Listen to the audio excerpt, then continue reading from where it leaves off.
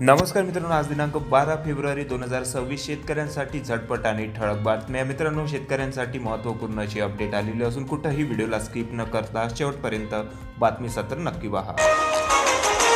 महिन्याभरामध्ये 35 lakh quintal कांद्याची आवक झालेली असून जानेवारी महिन्यामध्ये लासलगावसह सर्वच बाजारपेठात दर घटलेले आहे आणि त्याचबरोबर दरामध्ये 770 रुपयापर्यंतची घट झाल्याने उत्पादक हवालदिल झालेले आहे.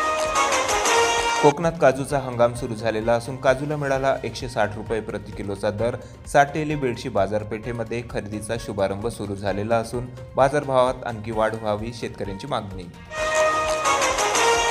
दिवसेंदिवस वाढत्या महागाईमुळे नागरिक त्रस्त झालेले असून मसाला तेलाच्याही बाजारभावामध्ये मोठी वाढ झालेली असून ओली मिरची ढब्बूही मागली. त्याचबरोबर शेंगदाण्याची बाजारभाव 200 रुपये प्रति किलोपर्यंत गेल्याने नागरिक त्रस्त आहे. यवतमाळ जिल्ह्यातील 70 निराधारांसाठी सूरज बनला श्रावणबाळ. जिव्हाळ्याची भिंत अन्नदान छत्र 10 वर्षापासून राबवित आहे हा कार्यक्रम. यामुळे समाज माध्यमांमधून त्यांची सर्वत्र कौतुक होत आहे. यवतमाळ जिल्ह्यातील युनिक आयडीसाठी कृषी विभागाची धरपड. शासकीय योजनांचा लाभ घेण्यासाठी युनिक फार्मर आयडी क्रमांक बंधनकारक करण्यात आलेला असून आता कर्मचारी शेतकऱ्यांच्या घरापर्यंत पोहोचणार. कांदा उत्पादकांसाठी दिलासादायक बातमी. मागच्या 2 दिवसात कांद्याच्या बाजारभावामध्ये हलकीशी वाढ बघायला मिळालेली आहे. सदर बाजारभाव हे तुम्ही स्क्रीनवर बघू शकता. सोयाबीन आणि तुरीच्या दरात मोठी घसरण. शेतकऱ्यांपुढे मोठे संकट उभं राहिलेलं असून बाजार समिती सोयाबीनला मागच्या 2 ते 3 दिवसांमध्ये जवळपास 300 ते 350 रुपये प्रति क्विंटलपर्यंत, सोयाबीनच्या दरात तर 500 ते 550 रुपये प्रति क्विंटल तुरीच्या दरात घसरण आल्याने शेतकरी चिंतेत आहे.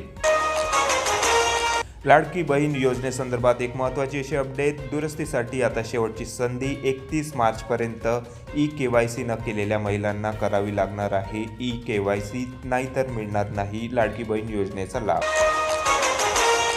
शेतकऱ्यांसाठी दिलासादायक अशी बातमी. नमो शेतकरी सन्मान योजनेचा 8वा हप्ता लवकरच शेतकऱ्यांच्या खात्यामध्ये जमा होणार असून मिळालेल्या माहितीनुसार नमो शेतकरी योजनेचे 2000 रुपये या महिन्याच्या शेवटपर्यंत येण्याची शक्यता आहे.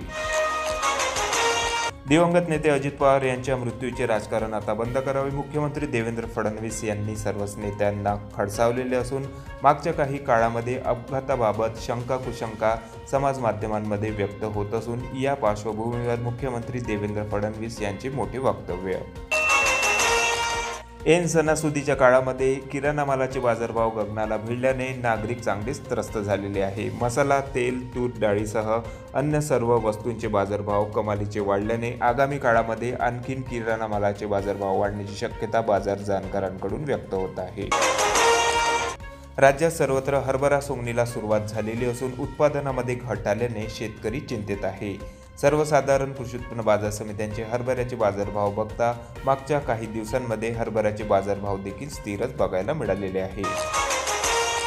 शेतकरी मित्रांनो, सावधान. कीटकनाशक खतांची चुकीची मिक्सिंग पिकांना ठरू शकते घातक.